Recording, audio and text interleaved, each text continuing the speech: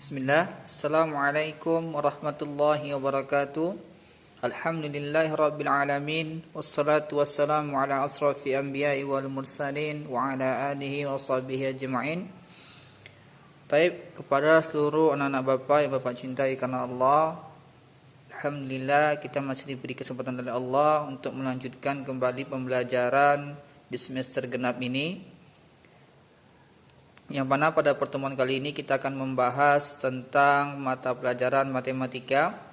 Bagi anak-anak Bapak yang memiliki buku, silahkan dibuka halaman 76, yaitu tentang pengukuran.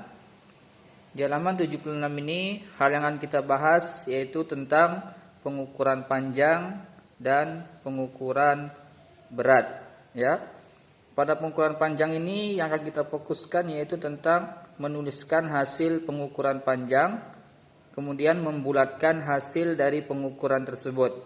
Begitu juga yang berat, yaitu menuliskan hasil pengukuran berat dan membulatkan hasil pengukuran berat. Dan nanti insya Allah ada tambahannya menerapkannya pada kehidupan sehari-hari. Baik. Pada pengukuran di sini, baik panjang ataupun timbangan, untuk pengukuran panjang yang sering kita ketahui bahwasanya untuk mengukur panjang yang sering digunakan adalah penggaris, ya. Ini contoh penggaris.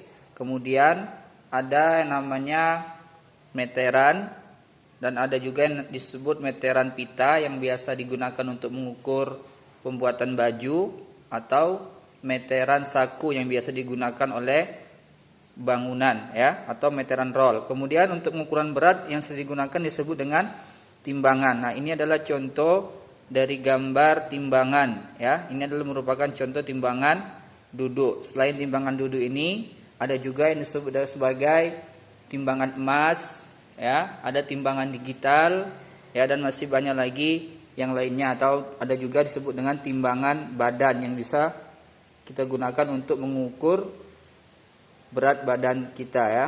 Baik.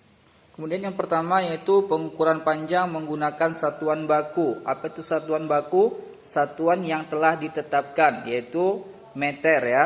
Di sini kita gunakan adalah sentimeter. Kita ketahui bahwasanya satuan dari panjang itu ada kilometer, hektometer, dekameter, meter, desimeter, sentimeter, dan milimeter. Namun kita fokuskan di sini adalah tentang sentimeter dan milimeter, ya. Ini bisa dilihat pada penggaris yang Ananda miliki, ya.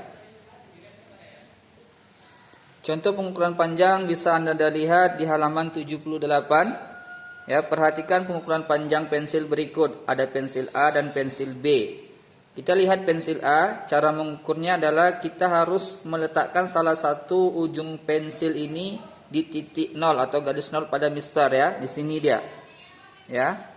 Kemudian kita lihat satu lagi ujung pensilnya, dia berada di angka berapa? Kita lihat di sini dia berada di 21, ya. 21 lebih satu garis, ya.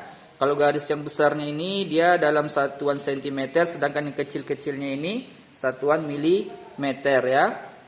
Pada penggaris di atas, ujung pensil A berimpit dengan angka 21 lebih satu garis pendek.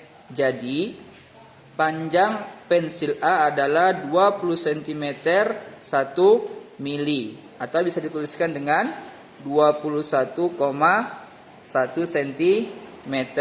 Sedangkan yang B-nya, pensil B, ya, kita lihat ujung pensilnya berada di antara 15 dengan 16, ya.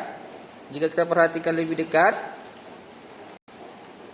itu berada di angka 15 lebih 7 garis pendek. Berarti garis pendek tadi ini menunjukkan milimeter. Jadi panjang pensil B adalah 15 cm 7 mm, atau ditulis sebagai 15,7 cm, ya. Baik. Kemudian setelah kita mendapatkan hasil dari pengukuran pensil A dan pensil B, Nah, selanjutnya kita akan membulatkan dari hasil pengukuran tersebut ya. Contohnya tadi, pada penggaris di atas ujung pensil A berimpit dengan angka 21 lebih 1 garis ya. Berarti panjang pensil A ya adalah 21,1 cm. Nah, kalau dianya komanya di belakang koma itu angkanya 1, maka dia dibulatkan menjadi 0 menjadi 21 atau dihilangkan komanya menjadi 0 ya. Kemudian untuk yang pensil B-nya ya, tadi hasil pengukurannya adalah 15,7 cm. Karena kita lihat angka di belakang komanya itu lebih dari 5 atau 5 ke atas, maka dia dibulatkan ke atas. Jadi 15 ditambah 1 menjadi 16 ya. Kita ingat-ingat kembali bagaimana cara membulatkan suatu bilangan. Nah, konsep dalam pembulatan kita ingat kembali, jika bilangan yang ingin dibulatkan itu 0 sampai 4, maka dia dibulatkan ke 0 atau ditambah 0 atau disebut juga dengan ke bawah. Kalau seandainya bilangan yang akan dibulatkan itu atau di belakang komanya itu 5 sampai 9, maka dia dibulatkan ke atas ya, atau dia ditambah 1 ya.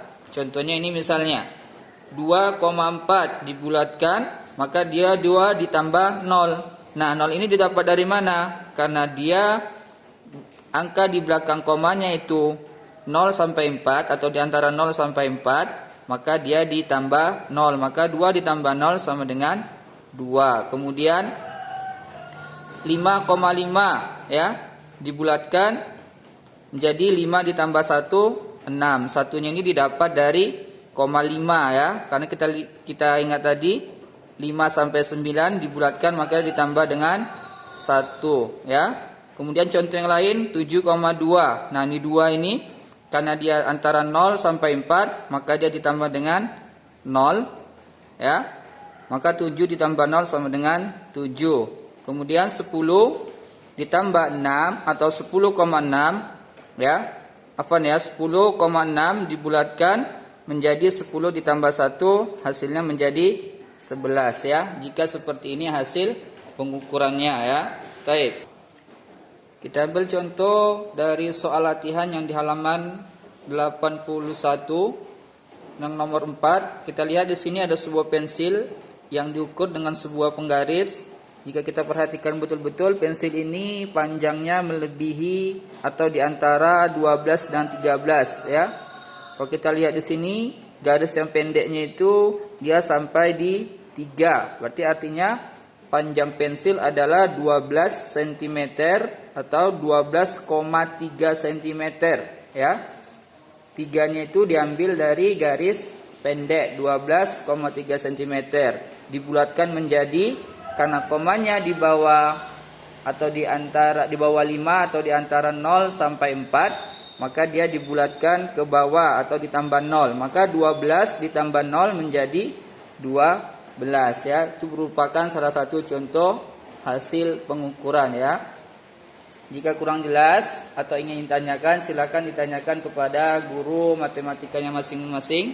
Lebih dan kurangnya Bapak mohon maaf. Subhanakallahumma bihamdika asyhadu an la ilaha illa anta astaghfiruka wa atubu ilaik. Assalamualaikum warahmatullahi wabarakatuh.